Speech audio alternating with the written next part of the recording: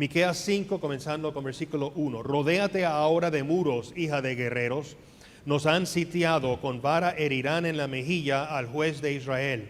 Pero tú, Belén Efrata, pequeña para estar entre las familias de Judá, de ti me saldrá el que será Señor en Israel.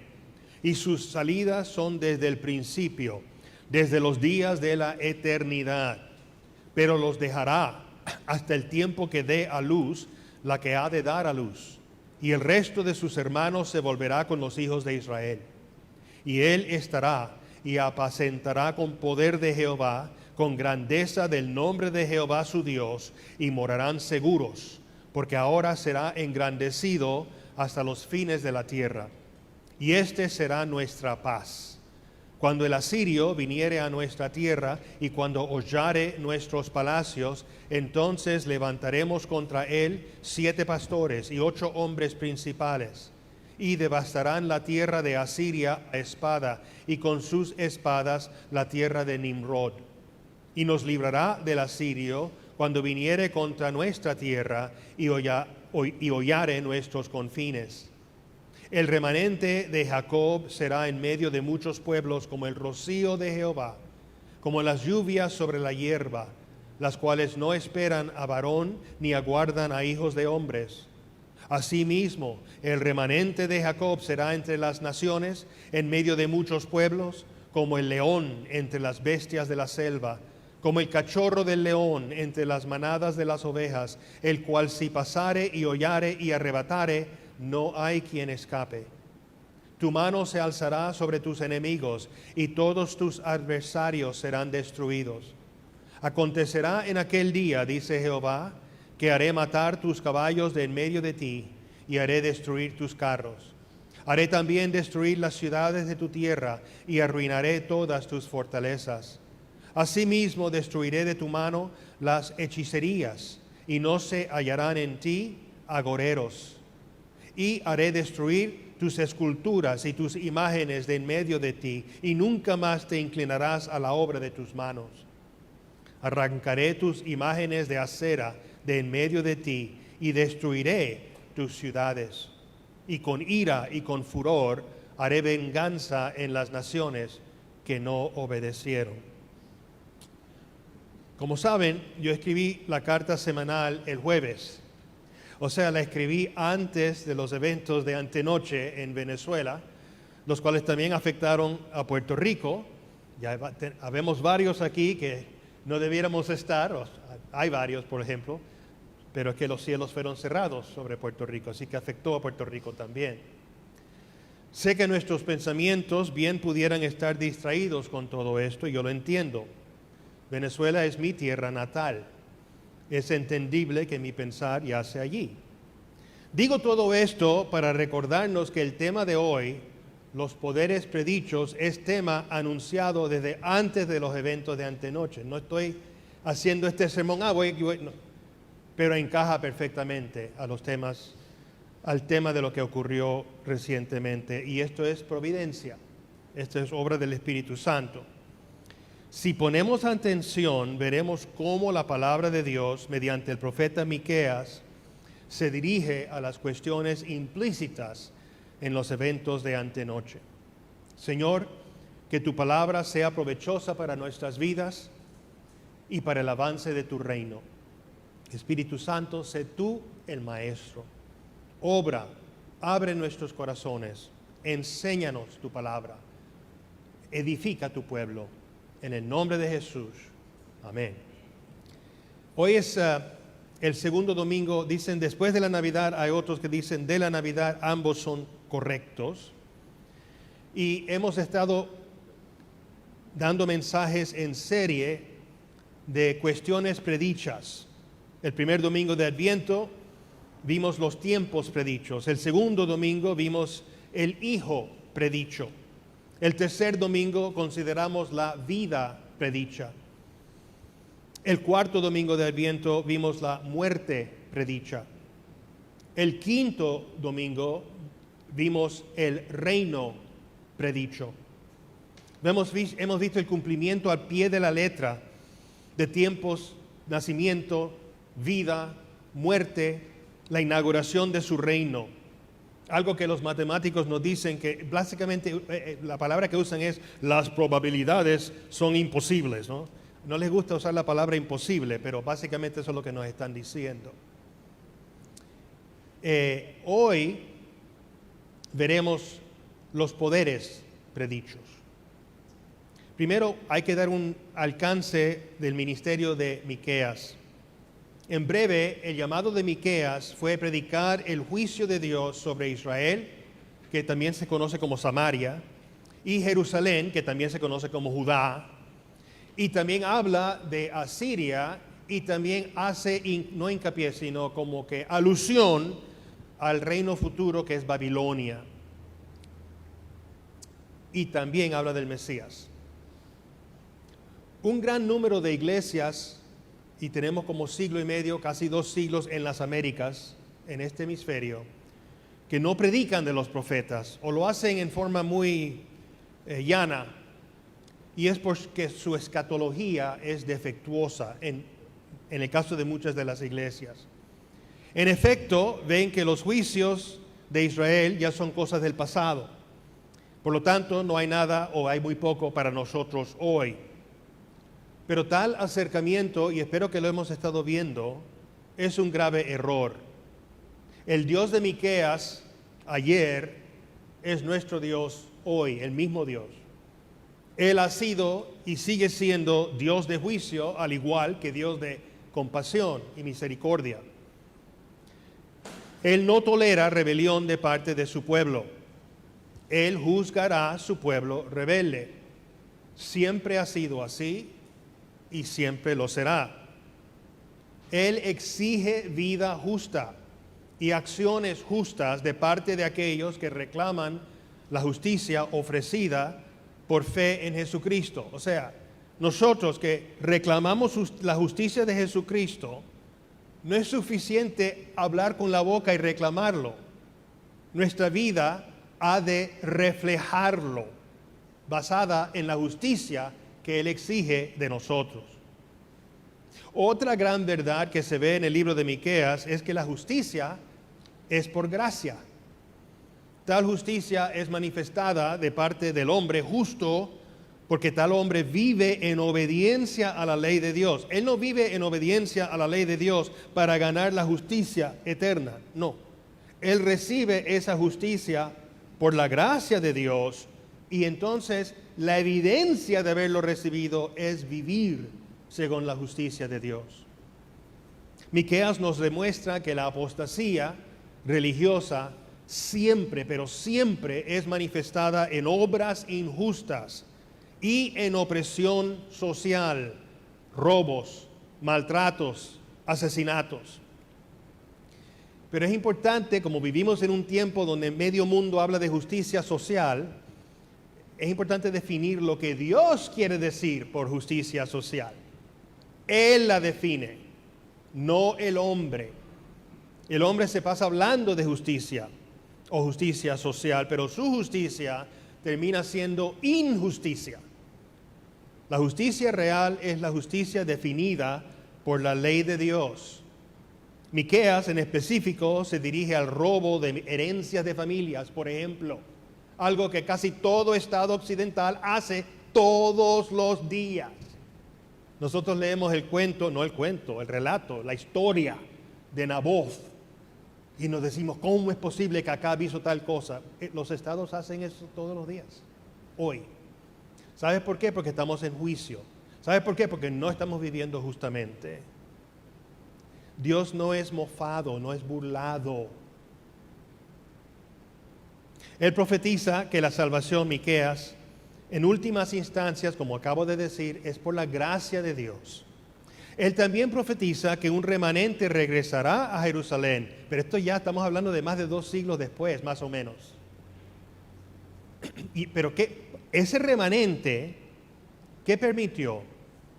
Permitió, y esto lo vimos cuando estudiamos Esdras y Nehemías, que Cristo naciera en Belén y que Cristo fuese crucificado en Jerusalén. Miqueas 2:13, por ejemplo, subirá el que abre caminos delante de ellos. Abrirán camino y pasarán la puerta y saldrán por ella en libertad. Y su rey pasará delante de ellos y a la cabeza de ellos Jehová. Esto señala hacia el Dios hombre, Jesucristo, Rey y Señor. Miqueas también profetiza que a pesar de los juicios, el Señor reconstruirá su templo. Y es importante entender esto, porque hoy el templo del Señor es mayor e infinitamente más grande que nunca. Porque nosotros somos el templo del Señor. Y nosotros, el templo del Señor, cubre la tierra entera en estos momentos. Donde quiera que usted vaya, aún en Corea del Norte, usted va a encontrar creyentes. Eso de limitar estas profecías al Antiguo Testamento o a un tiempo raro que no está en la Biblia, realmente achica el reino de Dios. No, el reino de Dios es bien grande y lo que le queda todavía. Esto es un fondo muy breve a la carrera del profeta Miqueas. Dentro de todo esto, Miqueas 4 y 5 muy obviamente son palabras mesiánicas, y los antiguos judíos, hebreos, prefiero decir hebreos, entendían esto muy bien. Jesucristo es claramente señalado, su reino es claramente señalado. Mencionaré un solo ejemplo, Miqueas 4:1. Acontecerá en los postreros tiempos que el monte de la casa de Jehová será establecido por cabecera de montes y más alto que los collados, y correrán a él los pueblos. Hebreos 1 nos hace bien claro que estamos en los postreros tiempos. Estos son los postreros tiempos. Desde el tiempo apostólico, desde la venida de Jesucristo y su muerte, su resurrección, su ascensión, su sesión a la diestra del Padre, estamos en los postreros días. Hebreos 1:2, en estos postreros días nos ha hablado por el Hijo. Hemos visto el crecimiento del reino de Dios por toda la tierra. Y saben, hermanos, lo seguiremos viendo. Aún después de nuestras muertes, seguirá creciendo. Por supuesto, habrán subes y bajas. En el mundo occidental, por ejemplo, estamos en una baja. No se puede tapar el cielo con la mano. Pero está creciendo a gritos, por ejemplo, en lugares como África, por ejemplo. Y yo oro por una reforma en nuestras tierras. Y la va a traer. Él sigue sobre su trono y su reino sigue expandiendo. Isaías 9:7 lo cubrimos en esta serie. Lo dilatado de su imperio y la paz no tendrán límite. Como vimos, esto quiere decir que sigue progresando, sigue creciendo. Y es una progresión que se verá hasta que Él regrese. Esto lo hemos cubierto en pasadas ocasiones, lo seguiremos cubriendo en futuro, pero el enfoque de hoy es de los poderes predichos, y a eso nos dirigimos ahora para llegar a la conclusión del mensaje. El primer poder predicho es el de Asiria, y uno piensa, pero Asiria ya no existe. No. Asiria sí existe en el día de hoy como un poder predicho. Con versículo 1 de capítulo 5, con vara herirán en la mejilla al juez de Israel. Asiria, si se acuerdan cuando estábamos cubriendo el rey Acaz en otras profecías, Asiria, Acaz fue a Asiria, protégeme, yo hago alianza contigo, un reino pagano, pero Acaz era un rey pagano, aunque era rey en la línea de David, rey de Judá. Si se acuerdan, Acaz fue un rey horrible. Sacrificaba a sus hijos, a Moloch, al fuego. Era un rey tan pagano como cualquier otro. Y Dios, mediante Isaías, le dice, no hagas esto. Y él se mofó de los profetas y desobedeció y hizo rebelión contra Dios. Pues, Asiria nunca los ayudó. Aunque sí conquistó los dos reinos inmediatamente al norte, Israel, Samaria, y Siria, Damasco. Y entonces se preparó para invadir a Judá, lo cual hizo. le herirá en la mejilla. Esto indica una vergüenza, esto indica un golpe fuerte. Y eso fue lo que pasó. Grandes cantidades de pueblos de Judá fueron llevados cautivos por Asiria, pero nunca conquistó a Jerusalén. Y la culminación fue que rodearon a Jerusalén. Esto fue durante el reinado de Sennacherib. Y una noche, 185,000 hombres murieron en una noche. Sennacherib regresó a Nínive y allá, unos tiempos más tarde, fue asesinado por sus propios hijos. O sea que las profecías de Isaías y de Miqueas se cumplieron.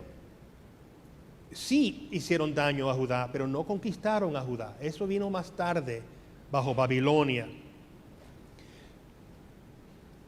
Fue un ataque devastador. Ahora, es importante para nosotros entender el significado de Asiria en la Escritura y en la historia. Asiria fue uno de los imperios más importantes de toda la historia universal. Fue inmenso y duradero. No fue como el de Babilonia, que duró apenas 70 años, aunque llegó a un poder increíble, derrotó a Asiria. Asiria duró siglos. Su política era muy sencilla y muy familiar. Era esta. Era similar a la Torre de Babel, cuando la ciudad y Torre de Babel, si se acuerdan cuando lo estudiamos unos años atrás. Asiria creía firmemente en el mundo, que la tierra debiera ser una. Ese concepto que a propósito un presidente cristiano lo dijo hace como 30 años, New World Order. Yo me quedé atónito. ¿Qué hace un hombre que yo estoy seguro que conocía al Señor hablando así? Está hablando como un asirio. No hay nada nuevo bajo el sol. Que el sistema mundial debiera ser consistente al sistema asirio. Y por lo tanto, en su política, Asiria aceptaba con amabilidad cualquier pueblo que estaba dispuesto a someterse a su soberanía, a doblarle la rodilla, a ser uno con ella, que estuviera en simpatía, en cooperación con ella. Pero si un pueblo o imperio no concurría con Asiria, ella abordaba tal pueblo o tal nación o tal imperio con absoluta crueldad. La arqueología nos ha dado evidencias de montañas de calaveras. Pueden buscarlo en línea, porque está ahí lo van a encontrar. Al lado de los portones de ciudades que no deseaban someterse a Asiria. A propósito, esto se vio de nuevo en el siglo XX, en las terribles matanzas en Polonia por la Unión Soviética, en Camboya, bajo los comunistas de Camboya, hacían montañas, pirámides de calaveras. Asiria trataba a los líderes de pueblos renuentes con un salvajismo increíble. Desollarlos vivos, por ejemplo. Tal salvajismo también se vio en la Revolución Francesa, porque es la misma teoría, es la misma política atea. En las guerras de independencia de Sudamérica, incluyendo Venezuela, se vio allí también. Se vio en el Caribe, en Haití, por ejemplo. Tal crueldad se ve cuando un sistema ideológico requiere conformidad total a su programa.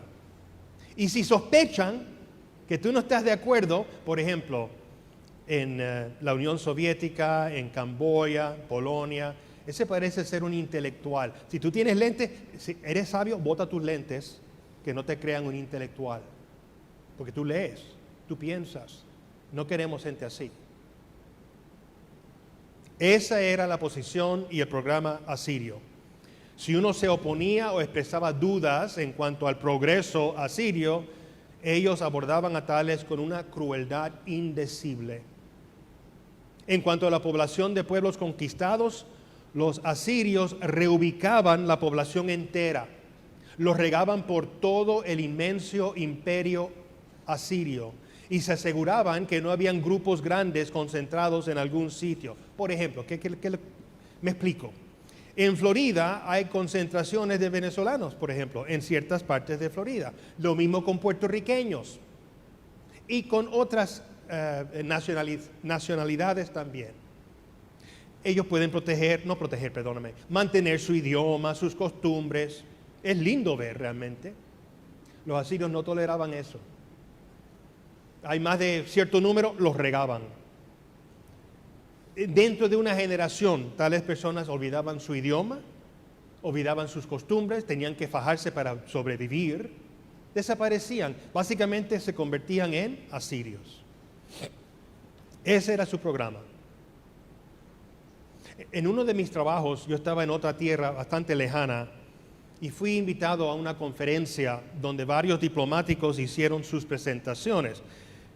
Hubo un tiempo de preguntas y respuestas y una dama comenzó como que no podía esperar. Fue la primera, se lanzó y dijo, yo me considero una ciudadana de la tierra. La estoy citando, eso nunca se me va a olvidar. I consider myself a citizen of the world. Ella es una siria. No tiene lealtad a su tierra, yo sé de dónde era su tierra. Su lealtad era para las Naciones Unidas o para la Unión Europea o para una gelatina de proposiciones. Ese es el programa asirio. Ella encajaría perfectamente bien en el programa asirio. Hoy tenemos asirias modernas. Las Naciones Unidas, por ejemplo, exigen que no haya discrimen en cuanto a la religión. ¿Sabes lo que quiere decir eso? Que la cristiandad sea deshonrada, porque la cristiandad dice hay una sola verdad, hay un solo camino. Ellos no toleran eso, no lo toleran. Jesucristo, el Dios hombre, no es bienvenido en las Naciones Unidas. Asiria no tolera tal cosa. La Unión Europea es similar.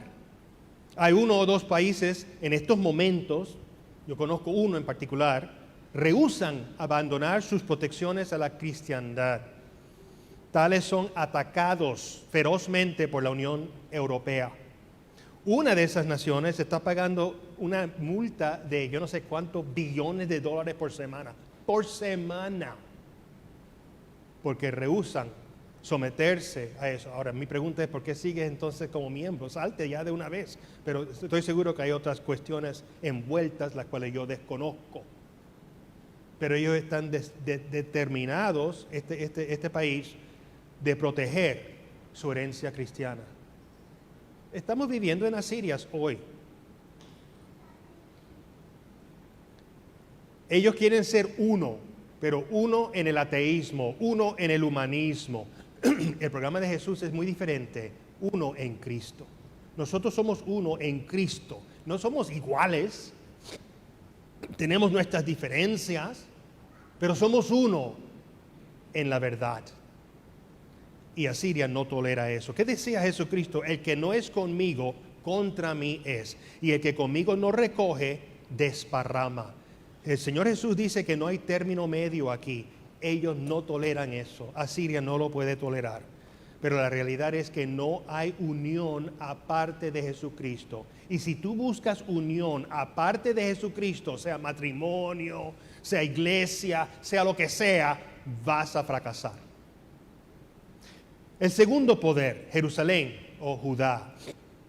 Esto lo voy a ver más claro en el capítulo 3, versículos 1 al 3. Dije, oíd ahora, príncipes de Jacob y jefes de la casa de Israel, ¿no concierne a vosotros saber lo que es justo? Vosotros que aborrecéis lo bueno y amáis lo malo, que les quitáis su piel y su carne de sobre los huesos, que coméis asimismo la carne de mi pueblo y le desolláis su piel de sobre ellos, y les quebrantáis los huesos y los rompéis como para el caldero y como carnes en olla. Esto es una imagen bastante fuerte, ¿no? Esta imagen es el canibalismo. La condición de Jerusalén era una condición apóstata, ya lo hemos visto en pasados mensajes. Miqueas primeramente se dirige a sus líderes, sus príncipes, sus jefes, pero en otros pasajes hemos visto que también se dirige al pueblo. Les acusa de aborrecer lo bueno y amar lo malo. Isaías también habla de estas cosas. Cuando pinta esa imagen del canibalismo, entonces en el versículo 4 dice, entonces clamaréis a Jehová y no os responderá. En resumidas cuentas, Miqueas aquí se dirige a su propio pueblo, el pueblo de Judá, de Jerusalén, y les acusa de ser débiles contra el enemigo y canibalísticos contra su propio pueblo, especialmente el pueblo de Dios. Débiles contra el enemigo o los enemigos, pero canibalísticos contra los suyos, especialmente los que son de Cristo entre los suyos. Ese poder también se ve hoy también, y se ve en las capitales de las naciones, particularmente las naciones occidentales. En gran medida los pueblos del occidente reflejan esta característica de tolerancia hacia todo lo que debilita y daña sus propios pueblos. Inmoralidad, blasfemia contra Jesucristo, el fundamento de la ley occidental es Cristo, ese es el fundamento. Y si tú toleras blasfemias contra Cristo, por eso es que en los estados habían leyes contra la blasfemia. Porque si tú blasfemias contra Cristo, estás blasfemando contra tu propia ley, estás socavando tu propia ley, tu propia cultura, tu propia sociedad. Hoy en día no les importa. Han quitado esas leyes o no las reconocen. Y a la vez exigen acciones tiránicas contra el pueblo, especialmente el pueblo de Cristo, a base de expertos ateos o humanistas que requieren que se le doblen las rodillas. Y si quieren doblar las rodillas a alguien más o a otro Dios, que sea el Dios del ambiente o el Dios de la plaga o en el espacio, pero no al Dios trino, ese no. Tolerancia hacia el enemigo, crueldad y tiranía hacia el pueblo de Dios. Esto lo hemos visto tanto en años recientes que casi no es necesario pintar un cuadro, pero voy a dar un solo ejemplo. Apenas unos pocos años pasados, muy recientes, vimos el espectáculo de requerir intervenciones médicas de parte del pueblo, aún a los muchos que se oponían, y en especial cristianos, pueblo de Dios, que tenían razones religiosas por decir no. Eran intolerantes hacia esa gente, hacia nuestros hermanos en Cristo. Pero a la vez entraban millares y millares y millares ilegalmente y no se les requería nada a ellos. No se les requería. Búsquelo y lo verá. Y los volaban a todos los puntos del país, sin lo que se requería de nosotros.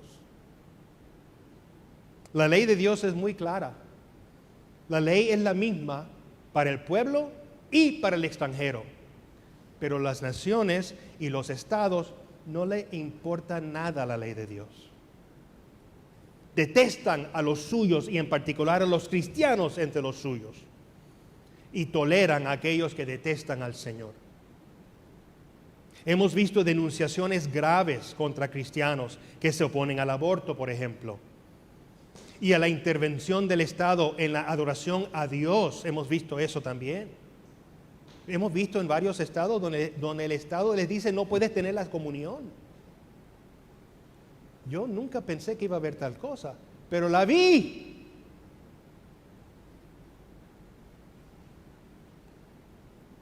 Pero denunciaciones contra los enemigos de Dios, vas a quedarte esperando un largo rato para oírlas.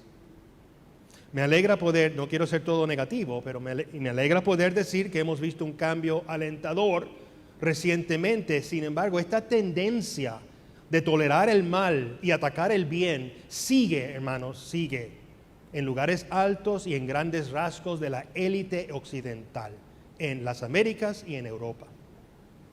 Miqueas se dirige a nuestro día al igual que se dirigía a su día. Ahora, no olvidemos, mientras tanto, lo que dice Dios aquí, que ataques contra su pueblo, Él los ve como canibalismo. Él ve a su pueblo. No estamos solos, Él nos ve. Y Él le dice a los líderes, a los jefes, a los intelectuales, a los expertos, que ataques al pueblo de Dios es canibalismo contra ellos mismos.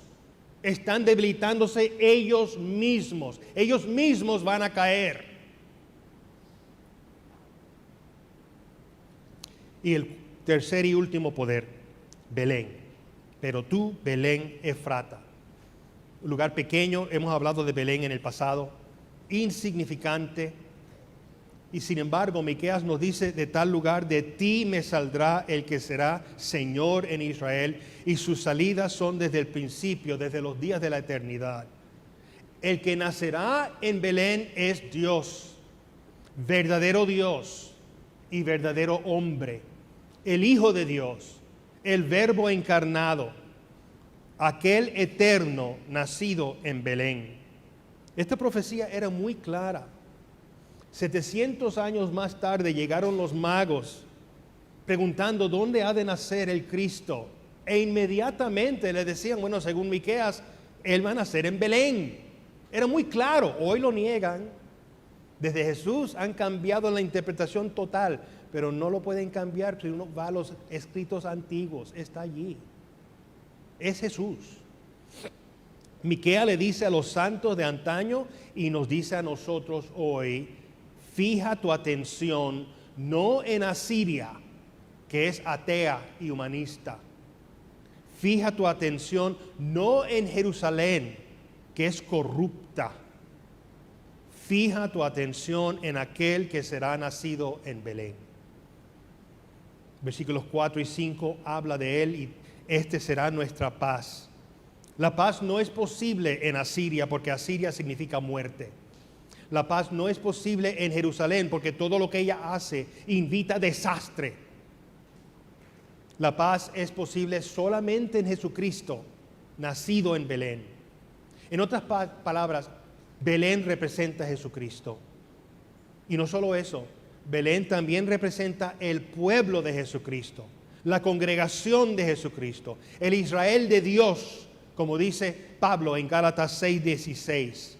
Todos aquellos que por fe son miembros de Jesucristo. Y Miqueas les dice a ellos y nos dice a nosotros, a todos los que enfrentan al asirio y a Judá, les dice y nos dice a nosotros el destino que nos aguarda. Y el destino que aguarda a todos los que son de la fe de Abraham se ve en los versículos 7 al 9, los cuales no puedo leer en estos momentos por la falta de tiempo. Pero es un pueblo que está en toda la tierra, es como rocío, una bendición a todas las tierras, o es como león. Aquí, cuando habla de ovejas, no está hablando de nosotros. Está usando la imagen de león que destruye las ovejas. No es que nosotros vamos allá.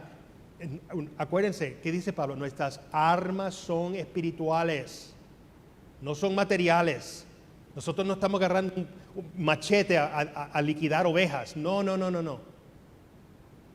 En denunciar el mal, basado en la palabra de Dios, no en nuestras propias opiniones, basado en la ley de Dios, estamos derrotando. Somos como leones. Eso es lo que está diciendo aquí. Esta profecía va muchísimo más allá del reino de Judá y su cautiverio por Babilonia siglo y medio más tarde. Esto se dirige a la era mesiánica, la era de los posteros días, la era de hoy, la era nuestra. Más adelante habla de los agoros, habla de hechicería, de idolatría. Y uno pensaría, ¿eso no se ve hoy en día? Sí se ve hoy en día. ¿Quiénes aquí vieron lo que hizo el gobierno francés en noviembre? Ya lleva años haciéndolo. Búsquelo y dígame que no hay idolatría. El presidente y su mujer estaban ahí aplaudiendo, felices. 15 pies de alto, eran gigantes, minotauros, cabezas de cabra, y le ofrecían muñecas, pero eran niños, eran bebés, para que se los comieran y los quemaran. No me digas que no hay idolatría hoy en día. Claro que lo hay. Y cuando un pueblo rehúsa a Jesucristo, ahí es donde va a caer. Y Él dice que la bendición del pueblo de Dios es que esas cosas van a salir. Él va a bendecir la tierra entera. Y por el ministerio de Jesús y el crecimiento de su reino, vamos a dejar de ver tales cosas.